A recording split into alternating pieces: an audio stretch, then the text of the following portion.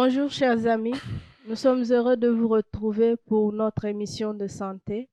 Aujourd'hui, nous parlons du tabac et nous avons avec nous le docteur Roger Camara qui est avec nous ce matin. Bonjour docteur, Bonjour, bienvenue. merci. Alors, première question, pourquoi le tabac est un sujet essentiel? Oui, le tabac est un sujet essentiel, je pense que de par sa mortalité. Si nous regardons un peu les chiffres pour voir la mortalité, les chiffres nous disent qu'environ chaque année, nous avons environ 6 millions de morts qui sont imputables au tabac.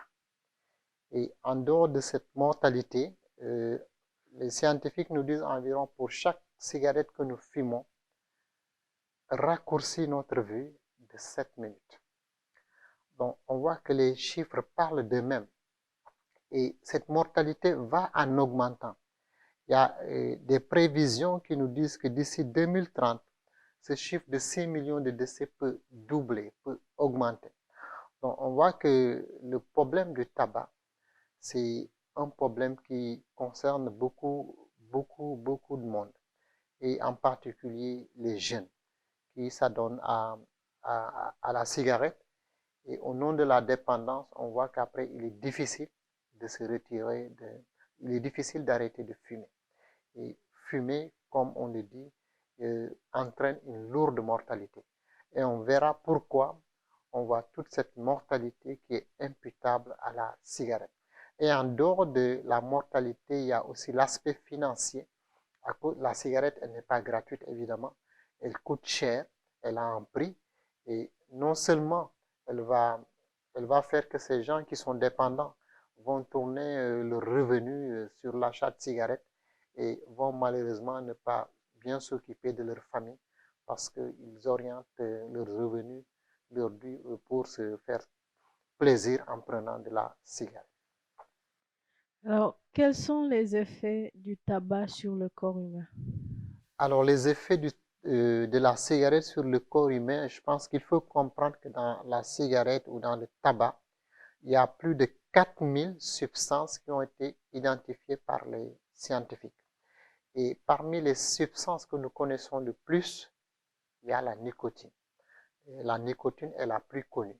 Pourquoi? Parce que on sait que ce qui fait qu'on est dépendant, ce qui fait qu'on a toujours ce besoin de vouloir fumer, de vouloir allumer une cigarette l'une après l'autre, c'est à cause de cette substance de la nicotine.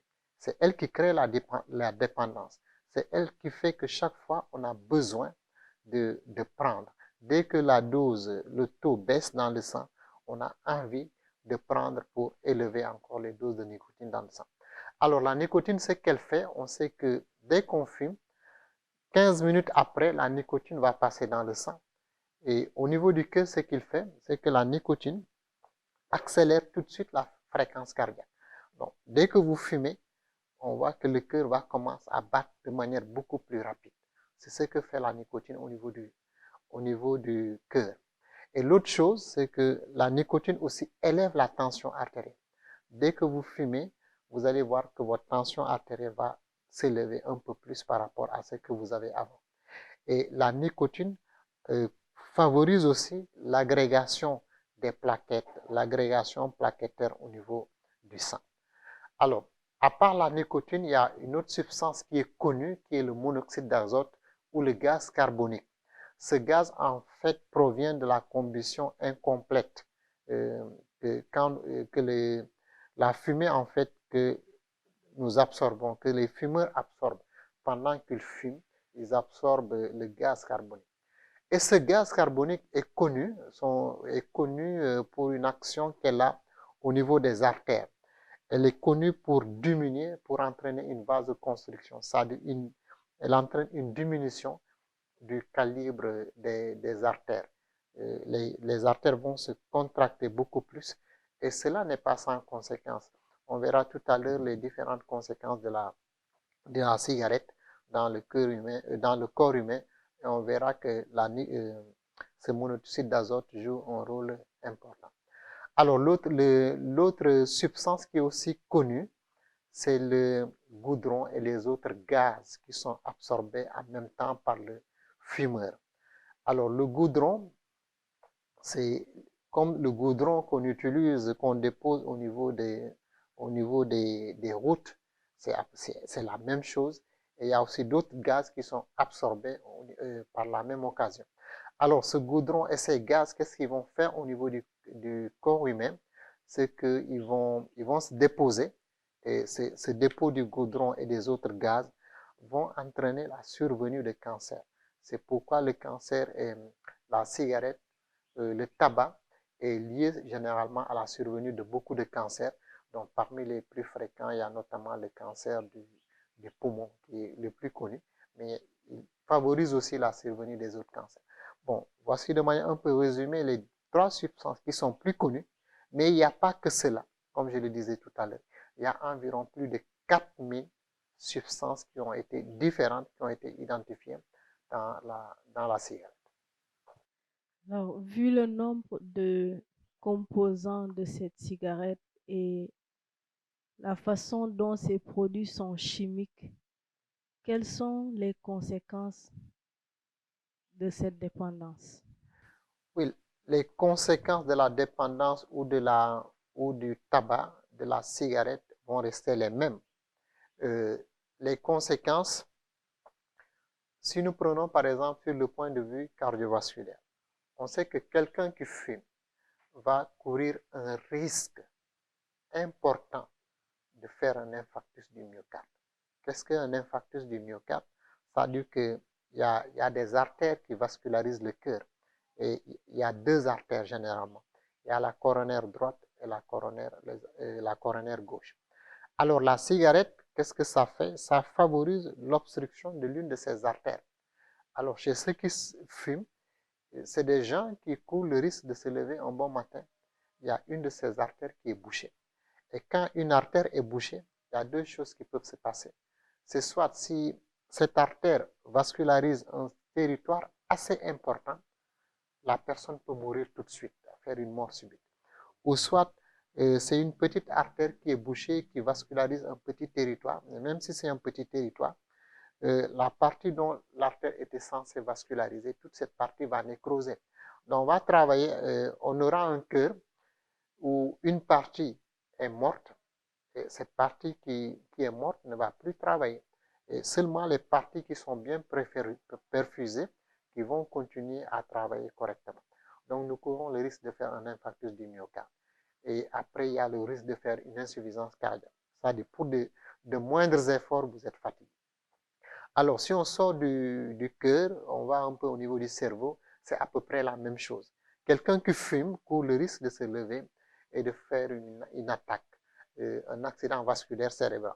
Vous vous levez, vous n'avez plus la possibilité de mouvoir une partie du corps. C'est soit la main et le pied du même côté, c'est soit vous ne pouvez plus parler.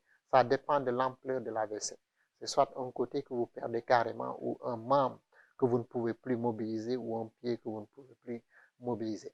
Alors, en dehors de ces complications aussi, parce que la cigarette s'attaque aussi à toutes les artères, pas que c'est du cœur ou du cerveau. Elle peut même aussi toucher les artères qui vascularisent nos membres, nos pieds. Et quand ces artères aussi peuvent être bouchées, et si ces artères sont bouchées, ce qui peut arriver, cela peut vous conduire même à être amputé d'une jambe. Donc, vous voyez que les dégâts, ils sont énormes. Pour ceux qui sont mariés aussi, dont les maris fument, ils peuvent avoir des problèmes de dysfonction érectile. Et ça peut impacter sur leur sexualité et diminuer leur sexualité. Donc, on voit que les conséquences du tabac ou de la cigarette, ils sont énormes. En dehors de cela, il y a aussi les cancers que j'avais évoqués tout à l'heure. Donc, la survenue d'un cancer du poumon qui peut nous emporter, le cancer du foie, de la prostate. Donc, on voit que fumer entraîne peut-être à l'origine ou à l'origine de la survenue de tous ces cancers. Et chez les dames aussi qui fument, on voit qu'ils peuvent impacter sur la santé mentale et de leur embryon. C'est de nouveau-nés qui peuvent naître avec soit un retard de croissance, soit des problèmes mentaux qui vont survenir au cours de la vie de ces enfants. Donc, on voit que les conséquences du tabagisme sont énormes et il ne se limite pas non seulement à ceux qui fument, et c'est pourquoi il est dangereux aussi de rester à côté d'une personne qui fume ou d'avoir un mari qui fume et qui va vous exposer. Vous allez avoir à peu près les mêmes risques que lui parce que quand il fume en votre présence, vous êtes exposé. Et comment faire pour sortir de cette dépendance? Alors, sortir de la dépendance, c'est pas toujours facile, mais sachez que dans tous les cas, cela va, la volonté, notre volonté de sortir de là va être très important. Nous, par exemple, il y a le plan de 5 jours que nous proposons.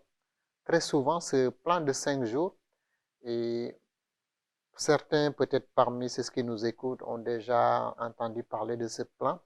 Et dans ce plan, il y a aussi la volonté qui est importante, le désir de celui qui fume de vouloir arrêter. Si vous avez cette volonté d'arrêter, il est bien, en suivant le plan de 5 jours, de pouvoir arrêter. Et je pense qu'à cet effet, il y a un numéro qu'on va vous laisser, qu'on va laisser aux téléspectateurs, à ceux qui nous écoutent et qui peut-être ont ce désir d'arrêter de fumer. Ils peuvent nous contacter pour ce plan de 5 jours qui peuvent leur être utiles pour arrêter de fumer. Mais bon, on ne va pas développer ce plan ici, mais c'est un plan qui se fait en 5 jours et au bout de 5 jours, avec la volonté, bien sûr, on peut arriver à arrêter de fumer. Il y a aussi des centres qui peuvent aider ceux qui fument ou on peut leur aider. Je pense qu'il y a un centre ici ou de lutte contre le tabac. Et si on s'approche de cela aussi, ils peuvent nous aider. Ils peuvent aider à ceux qui sont dépendants, à ceux qui sont entre les mains de la cigarette et qui ne peuvent pas arrêter. Je pense qu'il y a ce centre de lutte contre le tabac qui peuvent leur donner des conseils ou des orientations pour arrêter de fumer. Parce qu'il faut comprendre une chose, en ce qui concerne la cigarette, quand on arrête, on peut toujours récupérer quelque chose. Donc, rien n'est perdu.